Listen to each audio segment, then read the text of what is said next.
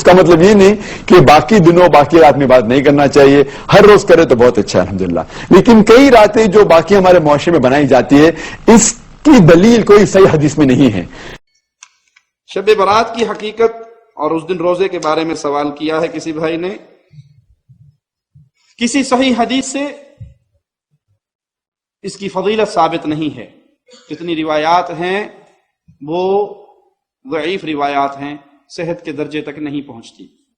کوئی صحیح روایت اس کی فضیلت کی نہیں ہے، نہ رات کو عبادت کی نہ صبح روزہ رکھنے کی، تمام روایات صحت کے درجے سے عاری ہیں۔ جو ہے دوسری چیز جو بیان کی جاتی ہے اس رات کے تعلق سے وہ یہ ہے کہ شعبان کی 15ویں رات کی جو ہے فیصلوں کی رات ہے، اور یہ رات قرآن سے بھی ثابت ہے۔ جو نیا شوشہ نکلا ہے، جب پتا چلا یہ بدعت ہے تو ایک نیا شوشہ چھوڑے کہ یہ لیلۃ المبارکہ ہے۔ میرا یہ سوال ہے، تم اتنے صدیوں سے اس کو لیلۃ المبارکہ کیوں نہیں سمجھ رہے تھے؟ آج ہی تم کو خواب آیا لیلۃ المبارکہ ہے بول کر۔ بسم اللہ الرحمن الرحیم، نحمده ونصلی ونسلم علی رسولہ الکریم، اما بعد۔ معزز سامعین، آج کل سوشل میڈیا کے ذریعے ہم دیکھتے ہیں کہ کچھ لوگ شب برات کے تعلق سے یہ باتیں پھیلاتے ہیں کہ اس رات کی کوئی خاصیت نہیں، اس رات میں عبادات کرنا، اس رات میں نوافل پڑھنا، اس رات میں جمع ہو کر دعائیں کرنا، قبرستان جانا، اسی طرح 15ویں شعبان کا روزہ رکھنا، اس کی کوئی خاصیت نہیں، اس کے تعلق سے صحیح حدیث موجود نہیں ہے کہہ کے لوگوں کا ذہن خراب کرتے ہیں۔ پہلے تو یہ بات ذہن میں رکھ لیجئے کہ یہ لوگ ہر چیز میں آسانیاں ڈھونڈتے ہیں، اپنی سستی، اپنی کاہلی کی وجہ سے ہر چیز میں شارٹ کٹ۔ فار ایگزامپل تراویح 20 سے لے کے 8 کر دیا، نماز میں ٹوپی پہننا ضروری نہیں، اور اگر آپ یوٹیوب وغیرہ دیکھیں گے تو 3/4 پہن کے نمازیں شروع کر دی ہے۔ ہر جگہ پہ شارٹ کٹ چاہتے ہیں۔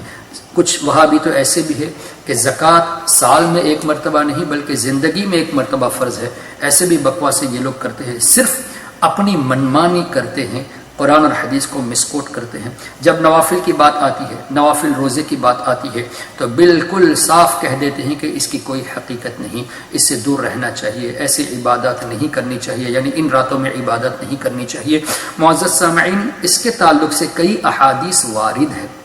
اتنی حدیثیں کہ اگر یہ لوگ پڑھیں تو یہ لوگ بھی دنگ رہ جائے، مگر عقل کے اندھے ہیں، کیا کیا جائے؟ اللہ تعالی ہمیں دور رکھے ایسے لوگوں سے۔ مجھے یہ بتانا ہے کہ ان کے امام حافظ ابن تیمیہ نے اپنی کتاب اقتداء الصراط المستقیم اور دوسری اپنی فتاوی کی کتاب میں یہ تذکرہ کیا ہے، یہ لکھا ہے کہ شب برات کی فضیلت احادیث سے ثابت ہے، اور شب برات میں بزرگوں کا عمل بھی ثابت ہے، یعنی احادیث طیبہ سے اس رات کی فضیلت ثابت ہے، اور ساتھ ہی ساتھ بزرگوں کا پریکٹس بھی اس رات میں رہا۔ کہ اللہ اکبر، کتنی بڑی بات ہے یہ کہ ان کے امام یہ کہہ رہے ہیں، اور ان کے ماننے والے جو ہے ایسے امام کے ماننے والے، ہم تو نہیں مانتے ابن تیمیہ کو، لیکن یہ لوگ ان کو مانتے ہیں، ابن تیمیہ کا ریفرنس دیتے ہیں، لیکن اس بات میں یہ اپنی منمانی کر رہے ہیں۔ امام شافعی رضی اللہ تبارک و تعالی عنہ، کتنے بڑے بزرگ، ان کا یہ فرمان کہ 5 راتیں ایسی ہیں جس میں دعائیں مستجاب ہوتی ہے، اس میں سے ایک جمعرات ہے،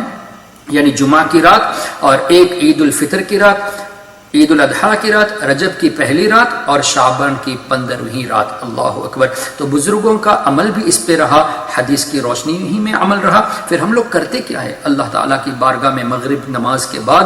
جمع ہو کر لوگوں کو نصیحت کرتے ہیں کہ یہ وہ رات ہے کہ جس میں اللہ تبارک و تعالیٰ بے حساب لوگوں کی بخشش فرماتا ہے، یہ وہ رات ہے جس میں نبی کریم صلی اللہ علیہ وسلم خاص کر جنت البقیع یعنی قبرستان تشریف لے گئے تھے، یہ وہ رات ہے جس کے تعلق سے نبی کریم صلی اللہ تعالیٰ علیہ وسلم نے یہ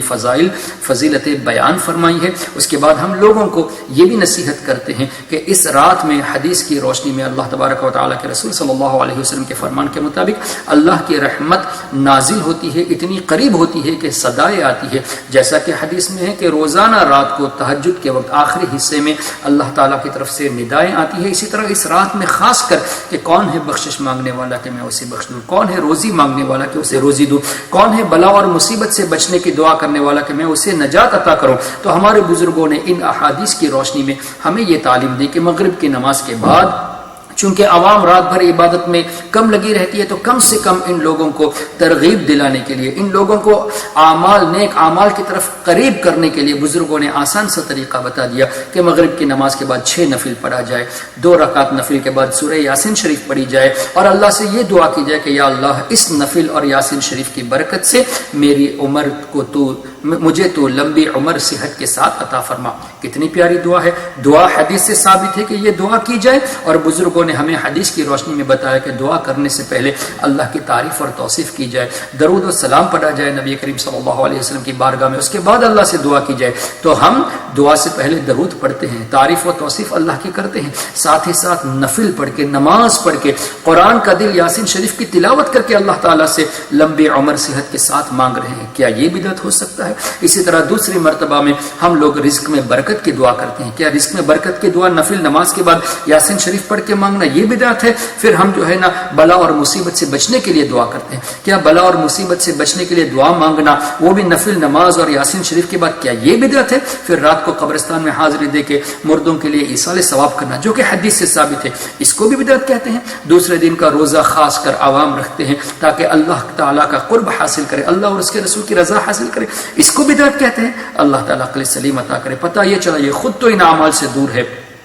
نوافل اللہ سے قرب حاصل کرنے کا ذریعہ ہے، تو خود تو اللہ سے قریب نہیں ہوتے اور نہ ہی دوسروں کو یہ اعمال کرنے کے مشورہ دیتے ہیں، بلکہ اس سے دور کرانے کی کوشش کرتے ہیں۔ تو صرف بتانا یہاں یہ ہے کہ ان کے امام ابن تیمیہ نے بھی اس رات کے فضائل کے تعلق سے لکھا، اور یہ بھی کہا کہ بزرگوں کا عمل بھی رہا، اور ناصر الدین البانی جس نے تقریباً 5000 حدیث سے ضعیف اور موضوع قرار دی، اس نے بھی اپنی کتاب صحیحہ میں یہ لکھا کہ شب برات کے تعلق سے صحیح احادیث موجود ہے۔ اب صاف ہو گیا یہ نہ ہمارے بزرگوں کی سنتے نہ ان کے بزرگوں کی سنتے، بلکہ یہ اپنی منمانی کرتے ہیں۔ اللہ تعالی ہم تمام مسلمانوں کو توفیق رفیق عطا فرمائے کہ ہم اللہ کی رضا حاصل کرنے کی بھرپور کوشش کریں، اور خاص کر ایسی بڑی راتوں میں جن کے تعلق سے فضائل احادیث میں موجود ہے، خاص کر ان راتوں میں زیادہ سے زیادہ عبادت کرنے کے اللہ تعالی ہمیں توفیق عطا فرمائے۔ وآخر دعوانا الحمد۔ اگر آپ نے ابھی تک ہمارا چینل سبسکرائب نہیں کیا تو ہمارے چینل کو سبسکرائب کر لیں